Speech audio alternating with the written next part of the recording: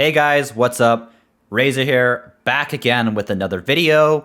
And I know it's been a while since my last video, like probably around like a month at this point, but I'm back again with a Eula preparation guide, and I'm going to be handling this guide a little bit differently than how I handle my normal guides. This is not really going to have an official script to it, like I did my other ones. This is going to be a lot more freeform. I have some slight notes taken down on a note card, an actual note card, and I'm going to be somewhat going through this freeform, so I may ramble on some sections, and hopefully I'm able to get my point across with some of this. So these sections will be timestamped, hopefully, so if you want to go to a specific section of the video, feel free to click in the timestamps on YouTube. And anyways, if you guys enjoyed this video, if you guys could leave a like, comment, and subscribe on the video, it would really help me out with the algorithm, especially since I haven't been posting in a very long time. And as well as I do stream almost every day on my Twitch channel, which will be linked down below in the description if you want to check me out. Feel free to ask me any sort of questions for the game.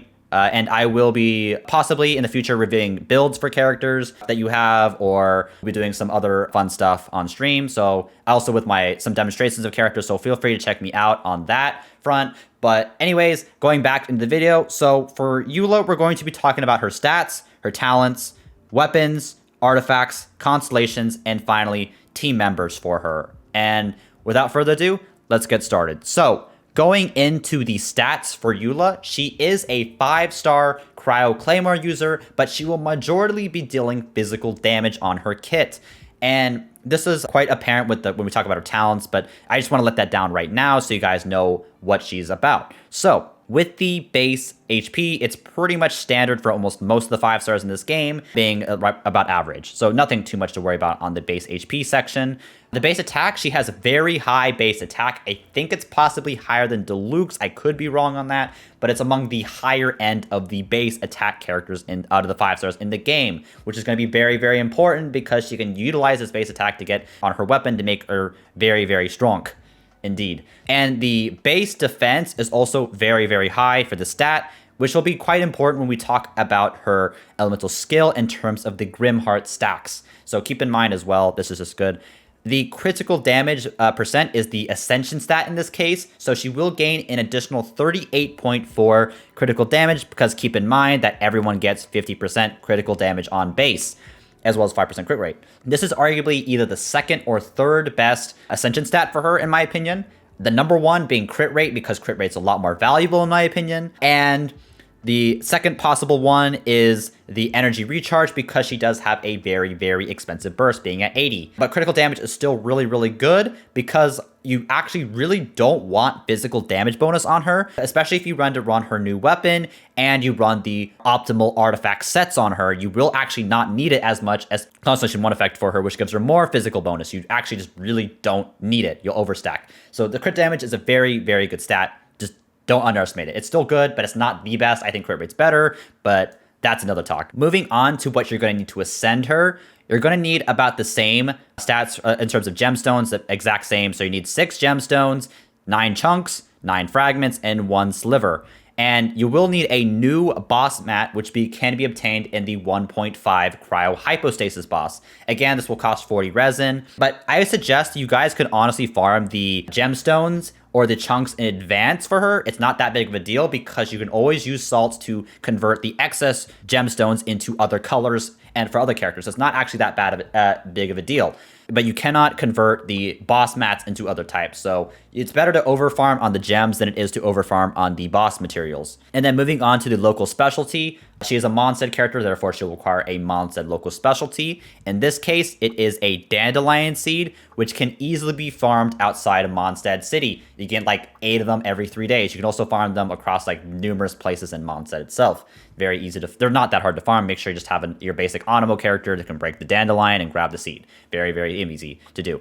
For common enemies, for the blue mat, she will require the masks. If you haven't been farming hill trolls and have a crap ton of these, I don't know what's wrong with you. It's very easy to farm. Should be very simple. You only need 36. Especially if you're AR 45 or higher, these should be fairly easy common to get. And then finally, a crap ton of Mora. To get a character from level 1 to level 90, you will need approximately 2.1 million Mora, which is very freaking expensive. So make sure you farm that Mora in advance. Otherwise, you'll be a dummy. You can easily farm more through like the bounties, and if you need to, at last resort, the ley lines as well. And you can also get some more from the monthly shops as well. Or if you're a whale, you know, easily buy that with the dust. So that is going to be her stat discussion. Next, let's move on to the core of her abilities, which are the talents. So starting off with the normal, there's actually a lot of discussion for the normal, but a lot of it we may end up coming back to with when we talk about further parts of her kit, and this will come back more and more. And many of you might have seen Matt just a multi-games video on Eula. He did not go into any detail on the normal attack, but let me go into a little bit more detail so I understand it's a better light for her. Because yes, while she does have less modifiers on these skills compared to Diluc, she does happen to have, I think, a little bit more attack speed and the frequency of these attacks. So what I mean by that is that she's the only Claymore character in the game to have a multi-hit normal attack.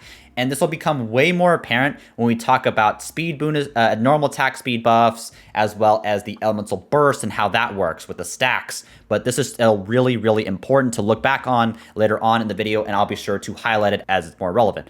Keep in mind, this 5-hit are going to be huge differences for her kit and how she plays as a physical character. So next, moving on to the elemental skill, Ice Tide Vortex. So very similar to Razor's claw ability. When you press it, you just deal a single instance of crowd damage, but when you hit an opponent, you get a stack of Grimheart, up to 2 of them. And you can only get the stack every 0.3 seconds, which basically says you just can't get 2 stacks in one instance of this skill because you'll hit multiple enemies at one time. So only 1 Grimheart per skill usage. And when you get the Grimheart, this increases Eula's resistance to interruption and defense, very similar to Razor's sigils, which give him more energy recharge. And this makes her really good, actually, because resistance to interruption is highly, highly underrated from a lot of people. Because if you've ever fought Abyss 12 and seen the Geoviships and the Ruin Guards, you know how easy it is to be pummeled around by these guys, or even the Pyro Agent with his freaking circle of swords, which are very annoying.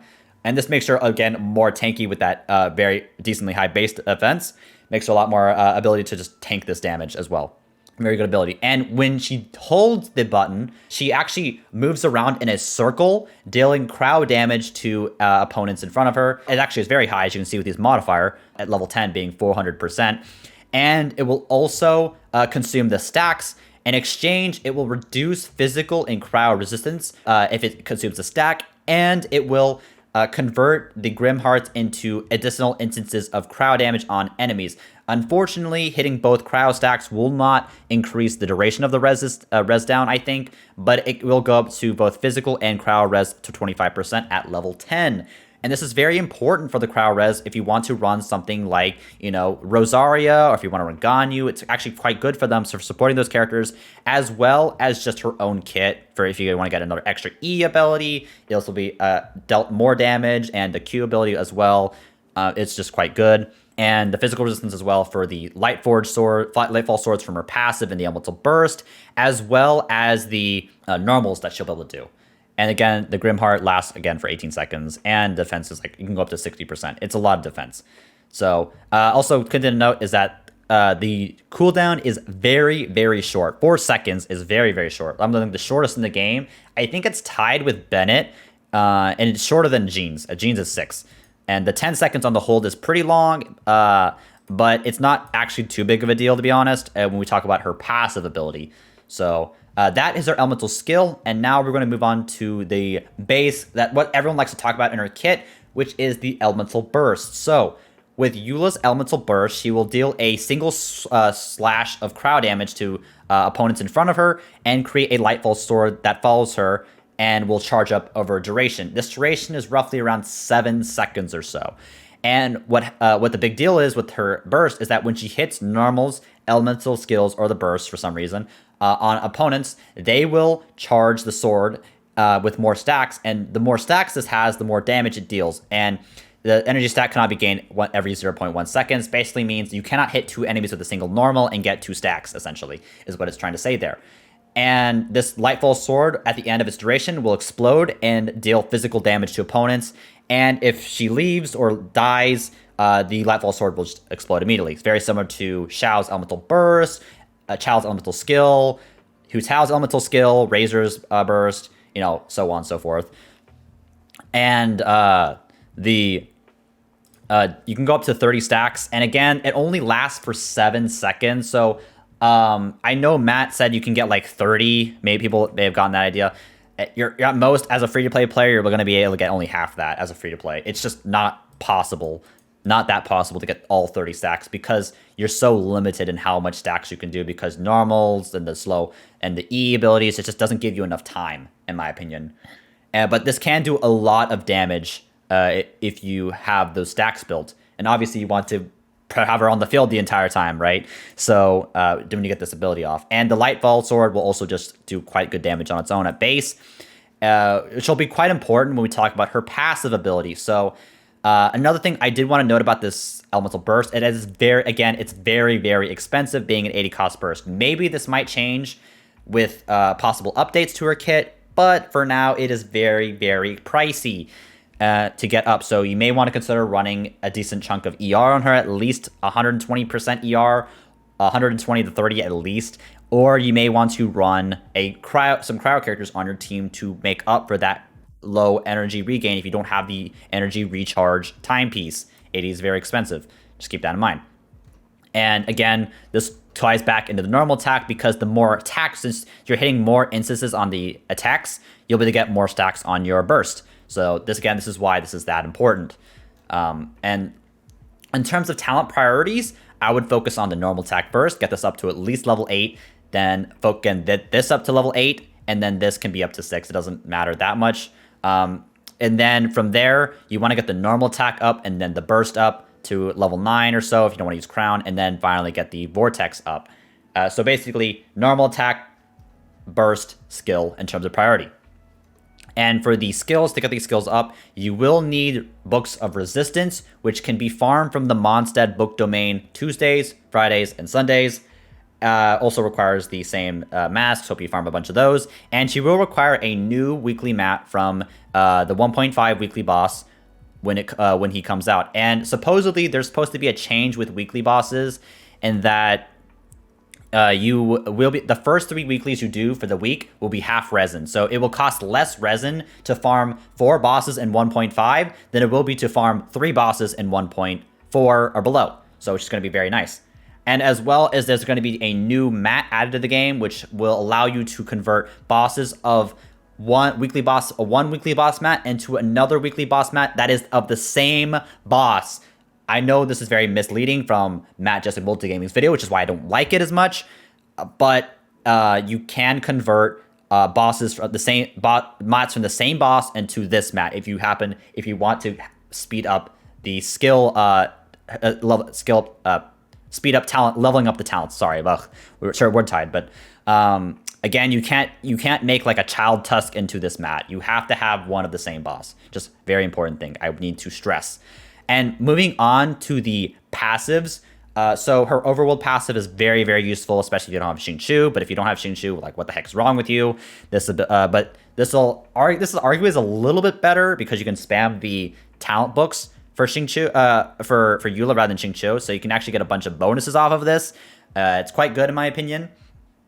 Be quite valuable in overworld. So very good passive ability in my opinion. Better than something like refunding on ores, like some other characters have. Diluc, and Zhongli, god damn, or also Ganyu as well. Fuck. It's like, but then now going into the real passive abilities, the combat passives, we have the first passive. And so basically, if you consume both stacks of your Grimheart from the hold of your elemental skill ability, you will create a Lightfall Sword that deals 50% of the base damage that sword would have dealt. And people say, well, Razor, can you stack it? Well, obviously, no, it's just the base damage. And I know, again, another inaccuracy that Matt did, obviously it's going to be no. So at level 10, you will be dealing roughly around 350% of your normal of physical damage, which is very, very good still to do. Especially if you have level 13, you can go up to like over 400, almost 450, which is nuts. Which could be possibly an 800% damage. Yep. Very, very strong. And then her second passive is actually changed from the kit, supposedly from what I've been hearing around the grapevine, and Honey just hasn't updated it. So what the kit does is that when you use her Eula's elemental burst ability, like Child C6, it will reset the cooldown of her elemental skill and give her 1 stack of Grimheart, from what I've been hearing. It's no longer this ability, which is really good for the free-to-play, cheap-to-play players, and not that good for the Dolphins or Whales. And why that's not good is because of her Constellation 2 ability, because you're only shortening the cooldown by, like, couple seconds. It's, like, by at most 4 seconds, which is kind of useless compared to someone like Child, which is more of like 30 seconds of a reduction. So it makes the C2 not as good, but for cheap to play players, reducing the cooldown of the hold from 10 to 0 is very, very good. So I will take that for cheap to play. And so just makes her it's more standard. So it's just a solid passive. It's not, too broken. It's not that bad, but it's kind of like mediocre for a whale. And then, so now we talked about weapons. Let's go talk about the weapon choices for Eula. And for this section, I decided to make a tier list discussing my overall thoughts on the weapons for her. So here is my tier list. As you see on the bottom tier, we have the garbage tier, which are the absolute trash. You almost never want to run, even as a free-to-play player, because these weapons are just terrible on her. Mainly speaking, the Bell, the Rain Slasher, the White Blind. We all know these weapons are absolute dog shit. So I would not touch these. The Copium tier, if you literally have nothing else, these weapons are also still pretty freaking bad. I would not recommend running these weapons. The B tier, we have that are only okay. Skyrunner Greatsword is a very good highlight because it has a physical damage substat bonus as well as solid base attack and increases attack when you hit people with normals. Very good for her kit, actually.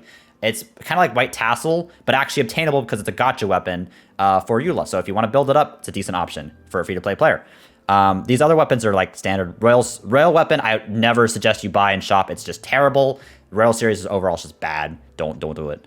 At A tier, we have some very solid weapons. The Unforged and the Serpent Spine need some attention in particular because you need to have shields for these weapons to get full usage. Obviously, it's very straightforward with the Unforged. You will need the shield for the double stacks.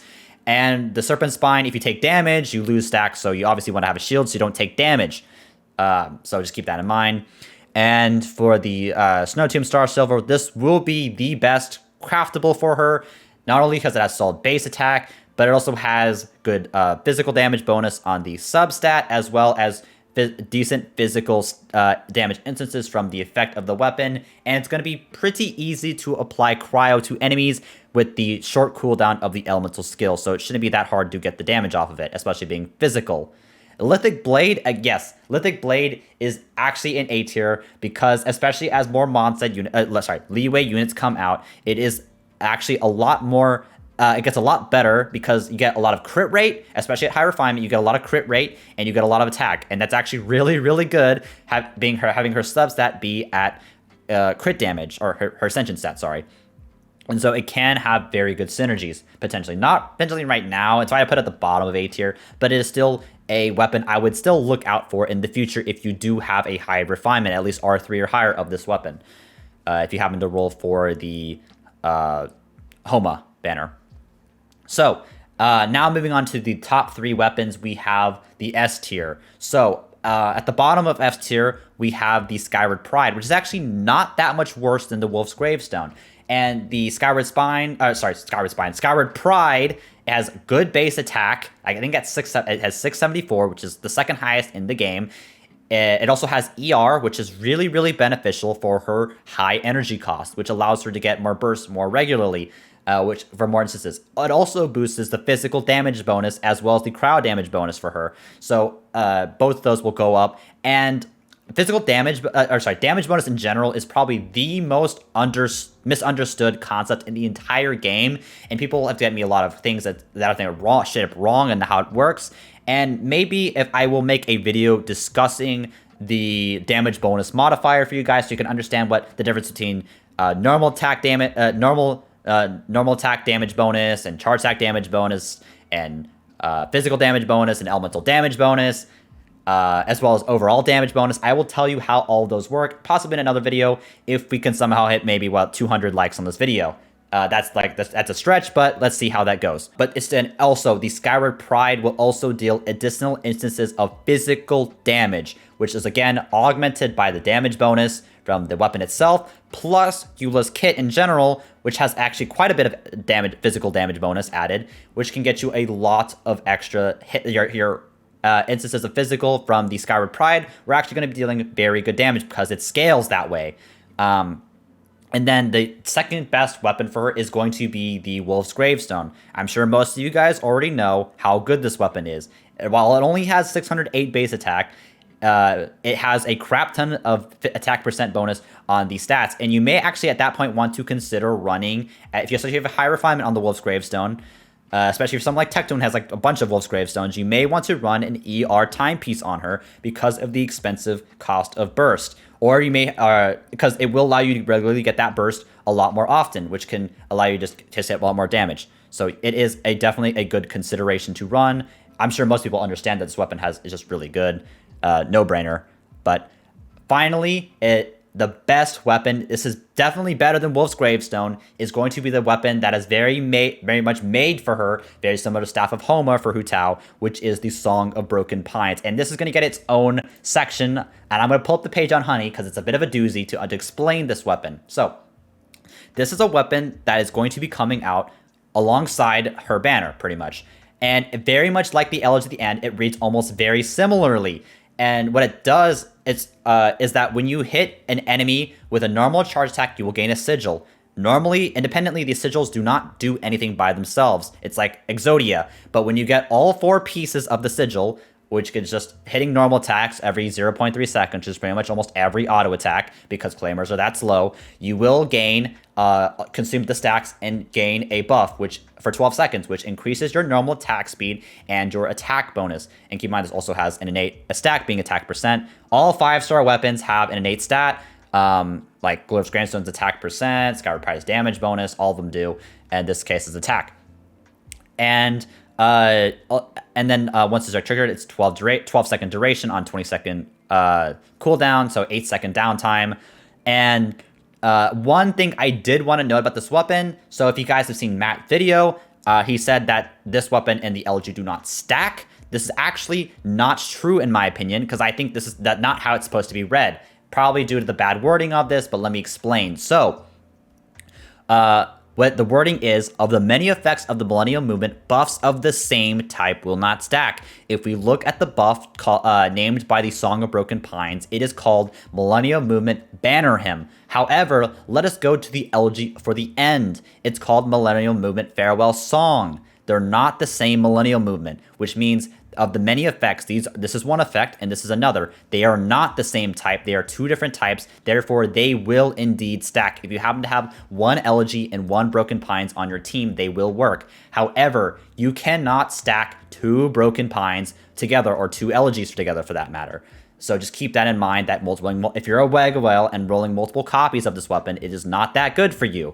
But the reason why this weapon is so good for her, for Eula in particular, is because of the high base attack in general. It is the highest base attack in the entire game, outbeating the Skyward weapons and the Jade Spear being at the previous 674 into 741.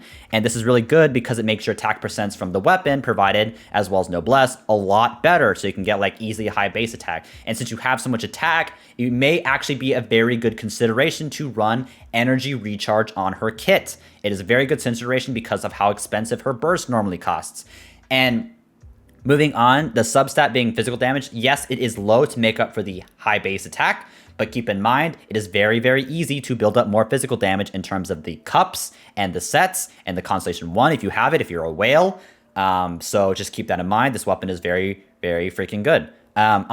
Finally, the attack is just straight up just good because of the high base attack, like I mentioned earlier. But there's also the normal attack speed bonus, which can go up to 12 if you have one copy to 24. And again, all the stats are just doubled at R5. So 16, 12, 12 becomes 32, 24, 40.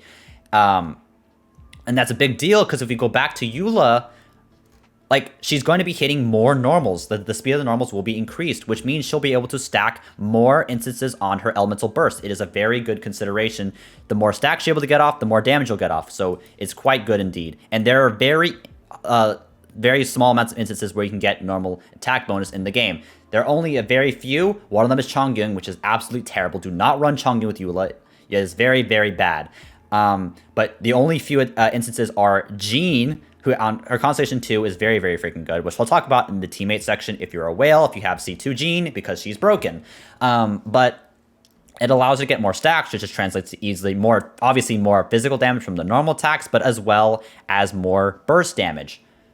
So it's a very, very good weapon. And again, that is going to be the weapon section. And now I'm going to be moving on to the artifacts. So what should you build on Eula when she comes out? Well, in my opinion, the best set configuration to put on her is 2-piece Pale Flame and 2-piece Bloodstained Chivalry.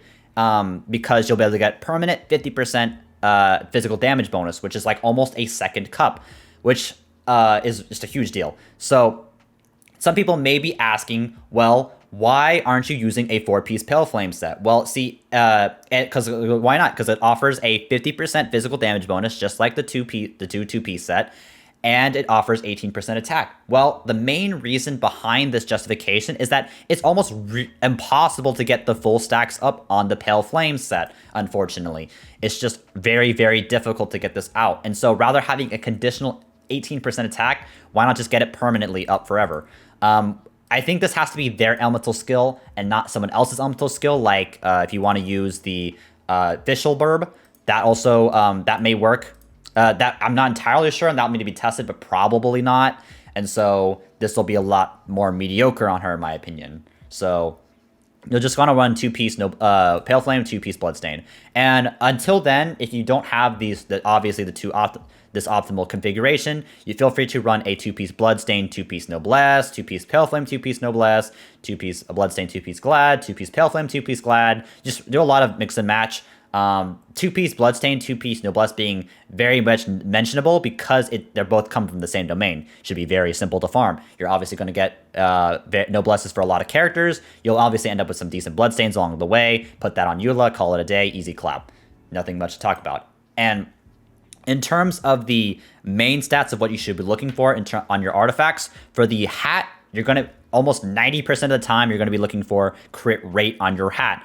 Unless you're running the Serpent Spine or you have Jesus Christ, like an insane amount of crit rate on your substats, you're pretty much always want to be running crit rate on your hat. Unless you're, again, running Serpent Spine. Then you're running crit damage in that case.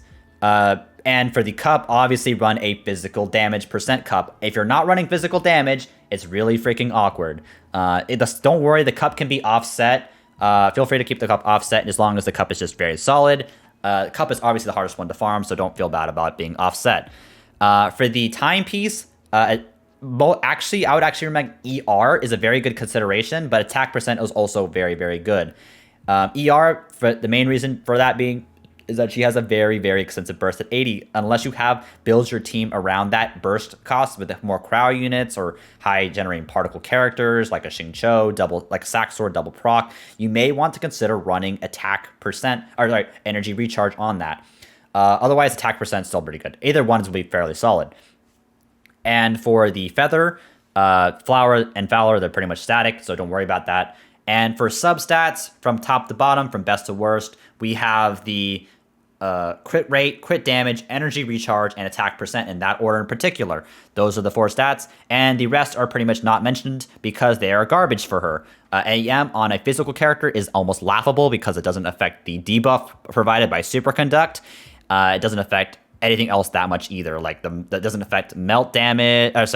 Maybe if you run melt, but a shattered damage is not that huge deal. If it doesn't increase freeze duration, it's just kind of like whatever. But EM and 8 HP defense and then flat attack, we all know are just memes. Anyone who tells you that a flat stat is good is lying to themselves. Anyone who mentions flat stats on their characters are just memeing and just trying to hide the copium of their artifacts.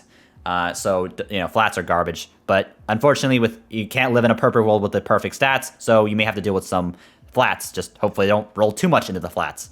So that is roughly going to be the artifact discussion. So hopefully that enlightens some of the artifacts. A lot of people have been talking about artifact builds, especially this 4-piece set. And I don't think it's that good. But now we're going to be talking about the whale section of the video, which are the constellations. So going on to Eula's constellations. Now back to see her Constellation 1 ability. So when you consume the stacks, she gains more physical damage bonus for 6 seconds. And the more stacks consumed, the longer this duration. So you can't... so it goes up to 18 seconds, which is a very freaking long time. And this is just additional physical damage. Like I said, if you have the weapon in C1 on her, you pretty much will not need to worry too much about that low physical damage on the weapon. It is very much not noticeable. So again, this is actually a very, very good constellation. If you're a dolphin and really like to go for Eula because you just like her character, like the voice, like how she plays or whatever, or she waifu, she got big booba, then feel free to go with C1. It's very, very good in my opinion. Arguably the second best constellation for her kit. Now, Constellation 2, with the new change to her passive ability, this thing is actually not that good. Because you could just reset the cooldown of the elemental skill, supposedly. If the rumor is the change of the passive is not true, then this will be a lot better for her to spam. But otherwise, it's okay. It's pretty solid, but it's just like not broken or anything. It's just kind of sad that they changed it. So moving on to Constellations 3 and 5, those are just damage bonus increases. One thing to note about the elemental skill buff in particular is that obviously you don't have to, if you get easy level 10 on it, so you will get the easy physical resistance increase without having to invest too much into a crown or whatever as a free-to-play player. But it's 1% res down. It's not a huge deal anyway. So... and then Constellation 4 will give increased lightfall damage against opponents with less than 50% HP. It's kind of similar to, I think, Diluc, where I think it's like more than 50% in this case for C1 on Diluc. I haven't played Diluc too much, to be honest, recently, so don't quote me on that. But Lightfall Swords, there are two instances of how you can get Lightfall Swords to fall. One of them is obviously the Elemental Burst. So these bursts will just deal 25% more damage against enemies with less than 50% HP, sorry.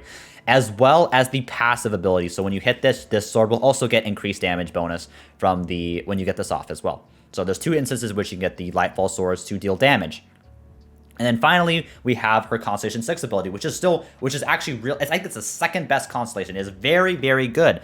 It allows you to get possibly up to the max stacks with her. Because you start out at 5, and then you can, for every instance in which you gain a stack, you can get a 50% chance of getting another stack. It is very, very, very good if you especially want to get the full 30 for the max damage. It's pretty much the only way to get the 30 for her, in my opinion. Everything else will get you close, but not actually there. So this is the only chance you have to get close.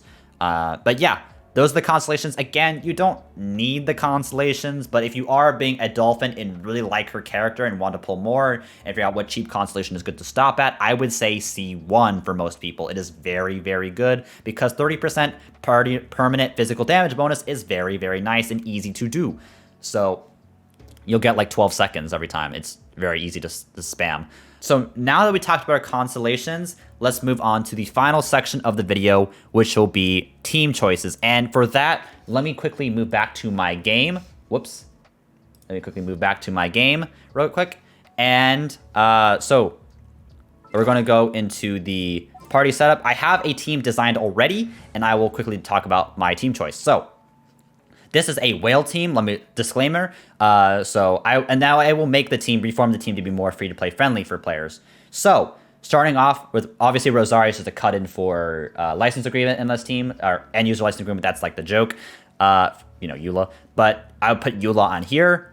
She will replace Rosaria. You can put Rosaria in the team. She's all right. I think she's just kind of like a mediocre character for her, in my opinion. But if you have her, she's a decent option. So Fischl. The main reason why Fischl is almost a must include character on Eula. It's pretty much, it is a must level, especially if you have rolled on the child banner. The main reason is because of this C6 ability. It is absolutely broken. What this does is that it extends Oz's duration from 10 to 12 seconds, and it performs joint attacks. What this actually means is that Oz attacks at the same rate with this electro little procs as your normal attacks, and this makes it very easy to apply constant electro damage and electro auras for triggering your superconduct reactions for more physical resistance down. Because the big problem with physical in this game that people don't like is that some enemies have very, very high physical resistance, and this helps you drop it down considerably. So again, C6 is very, very good. And you don't have C6, it feels really bad. Hopefully you can pull some copies or get it from shop, hopefully. But Fischl is almost a must-include character. And then Jean is a whale include. The main reason why Jean is a whale include, A, she's a very good healer. In my opinion, she's the best healer in the game. Bennett isn't healed nearly as good. Bennett's more of a support, but Jean is just so good at healing. It's not even a joke. And this ability, this Constellation, is actually freaking broken. Nobody talks about Jean. Nobody talks about this ability, but this is actually nutty. So when you grab a particle, it's just like Crescent Pike. You just have to grab a particle. It doesn't have to be her own particle, by the way. All party members have their movement and attack speed increased by 15% for 15 seconds. That is a really, really, really long time. You can get a whole buff out of that ability. It's just so nuts. It's very, very good, and she has some very good healing. Very solid character. If you don't have her, we'll suggest a replacement after I talk about the whole team. So, finally, Xing Cho. Most people already know why he's so good. Run him with a sack sword, broken weapon on him, gain a bunch of energy particles for Eula for her to fuel her expensive burst, get a lot of damage out, as well as the elemental burst from the rain cutter just deals a lot of damage. And the thing that people actually don't understand, and people like to shit on Electro for being like garbage and all this stuff, but there is a very, very unique attribute to Electro Charge in this game, is that it applies both Hydro and Hydro and Electro Auras. So if you guys have no idea what an aura is, if you guys see enemies when you have an element on a character, there is a icon with the element on their head, and normally only one icon is displayed because the other instance will deal the reaction damage. The difference is that for Electro Charged, it will apply both Hydro and Electro Auras to the same enemy. So what that means is that when you hit a Cryo reaction, a trigger, it will trigger not just a freeze or a superconduct randomly, but both at the same time. And so it will trigger a superconduct reaction as well as a freeze at the same time, which is very, very useful if you want to get repeat shatters off. And keep in mind that the physical resistance is the shatter damage is scaled by the physical resistance of the enemy and the level, so it does increase the shatter damage as well. It is a very good consideration, very good team. If you don't have Jean, you can do a bit of a workaround. You can use like a Diona as well. That works as well. And another very solid team that I would highly recommend includes just swapping in like a Diona for here for this slot, and putting in a Beidou. And a lot of people like to shit on Beidou, but Beidou's elemental burst is very, very nutty because you can get it's basically a mobile fish. You can have a second fish out, which means you can trigger more superconduct reactions. It's still highly, highly underrated and worth considering. But pretty much like Rosaria is kind of like a fringe pick in my opinion. You can run her. Bennett is also a decent option as long as you don't have C6, because obviously you're infused with the Pyro at that point, which is very bad on this character. But and also Ganyu, if you have a whale Ganyu, it is a consideration. But a problem I did notice with running Ganyu with Rosaria, and this will probably be the same with Eula, is that Ganyu, you mainly want to moving back to Ganyu when you should be working with Eula. And so it is kind of a big issue about who you use, and you kind of get like greedy with some characters. But I found characters with high cooldowns are very good with Eula because it allows them to get their abilities off, persistent abilities off, as well as Eula getting the time to use her normals, as well as get the full advantage of her elemental skills. And yeah, I mean, this is a very good cheap to play friendly team. If you have any more recommendations or any comments about teams you have in mind, feel free to leave a comment down below in the description. So, and overall, my opinion of Eula is that she's going to be a fairly solid character, a physical character. Keep in mind, she's going to be dealing mostly physical damage. Dealing cryo damage is not going to be that great. But she will be a very good physical carry, kind of similar to, I like to call her like similar to Razor, but she's going to be dealing a lot more damage than Razor, obviously.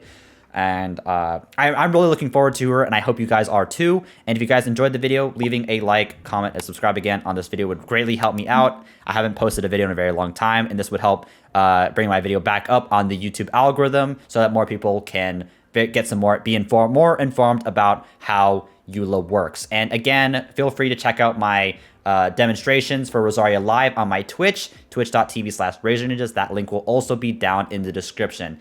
Anyways, guys, I hope you guys enjoyed the video, and I'll see you guys in the next one. I will be making a video on Yan in the future, Yan Fei, which is the other character that's going to be added, a 4-star Pyro Catalyst, and I really, really like her kit, and I will be making another prep guide around her. So stay tuned for that one, and I'll see you guys later. Peace.